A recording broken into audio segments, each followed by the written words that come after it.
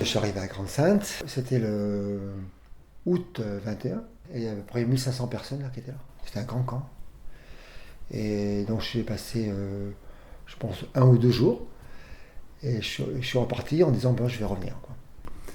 Ça a été un choc, hein, de, de voir ça en France, quoi. Sur la jungle, moi, quand j'ai commencé en 2021, il y avait des Kurdes, des Albanais et des Afghans. Mais maintenant, il y a des Africains sur le camp qui n'y avait pas du tout, hein. Au début, j'ai commencé doucement, je faisais juste la distribution. Au bout de même pas une semaine, comme j'ai vu tous les besoins qu'il y avait, j'ai décidé d'aller distribuer au moins des couvertures le soir. Si c'est un jour où Salam distribue, je vais aller voir ce que je peux faire pour aider Salam pour le repas, pour la distribution. Ça peut faire 2 400 repas par semaine. Donc c'est vraiment un gros travail. J'aide pas que Salam, je travaille avec toutes les associations, d'être en contact avec tout le monde. Le bois, c'est indispensable sur un camp. L'hiver, évidemment, c'est évident qu'il faut des feux, hein. Donc je distribue des palettes autant que je peux. Et vers 18h, on va repartir à Salam pour récupérer, servir les gens qui ont besoin. Moi, dans mon camion, on rajoutera des couvertures, des vêtements. On fera ses commandes, ou avant ou après, on distribuera ça. Et on sortira du camp, il sera 20h. Voilà. Et ça, tous les soirs. Le matin, il y a des voitures qui tournent pour savoir si les policiers ont tendance à vouloir intervenir sur le camp. Mais moi, je ne fais pas ça. Je viens tôt, tous les matins, sur le camp, pour que mon camion puisse être dans la zone avant qu'elle ne soit fermée, et que moi, je sois dans le camp avant qu'il ne soit inaccessible. Et quand il y a cette évacuation, je dépose mon camion pour sauver le maximum de temps, de couverture. C'est les CRS qui vont venir. Ils vont installer ce qu'ils appellent un périmètre de sécurité fermé, personne ne rentre. Après, c'est les entreprises qui viennent déchirer les tentes et mettre tout ça à la poubelle qui rentrent.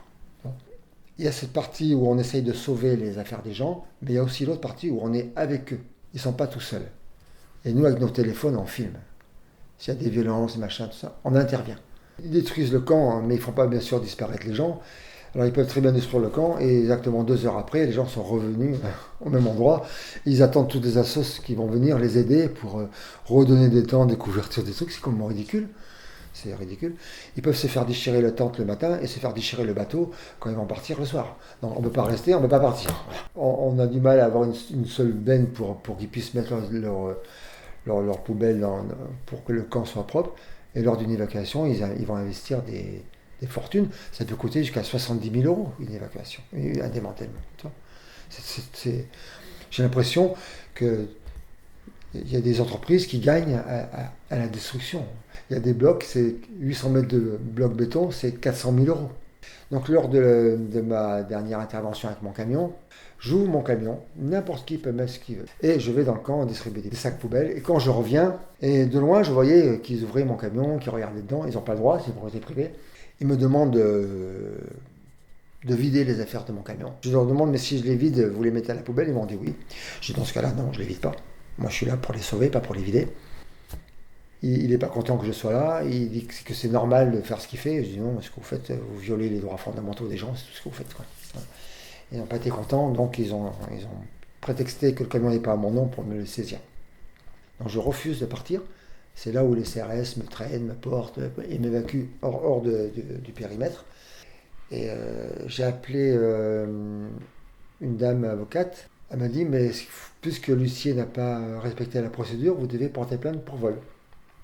Et donc j'ai déposé plainte, c'est tout un bordel comme ça. Et ça fait, jusqu'à présent, ma plainte n'a pas été reçue. Le PV, ça a été 1000 euros. La fourrière, ça a été 800 euros. Donc j'ai décidé de faire une grève à la fin. Pour moi, j'ai écrit trois revendications. La première que j'ai écrite, c'était que, puisque ma plainte n'aboutit pas et qu'elle est bloquée par des autorités. La deuxième, c'était que l'eau soit absolument pourvue sur le camp. C'est un besoin vital. Il y a une association qui distribue de l'eau sur le camp, c'est Roots. Ils ont des cuves à eau, mais quand il n'y a pas beaucoup de monde, ça va. Mais quand il y a 2000 personnes, c'est impossible La cuve a suivi très vite. Mais l'année dernière, oui, il y a un jeune qui est mort parce qu'il a été se laver dans le canal. Parce qu'il n'y a pas assez d'eau, quoi, bien sûr. Et la troisième, c'est qu'ils cessent au moins de détruire le camp, puisque les autorités ne s'en occupent pas, puisqu'ils font rien pour les gens qui sont ici, au moins qu'ils laissent les assos faire le travail. Entre guillemets, je mets ma lutte à disposition de tout le monde, parce que je me lutte en tant qu'un bénévole qui travaille sur le camp. C'est pas en mon nom. Mon nom, c'est juste pour la plainte privée, ça c'est en mon nom. Et tout le reste, c'est parce que je suis bénévole sur un camp et que je travaille. Voilà. Quand je fais une grève de la faim, c'est violent, violent pour moi et violent pour mon entourage.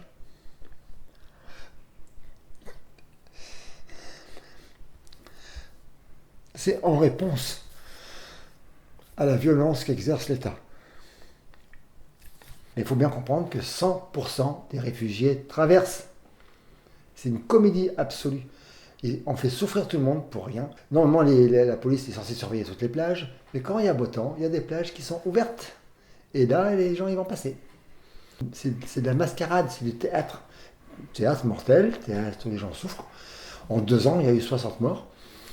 Donc c'est absolument ridicule. Ils viennent avec des enfants, on a très peur pour eux sur la Manche, les enfants, mais les enfants, eux, vont vivre bien mieux que là où c'était pas possible pour eux.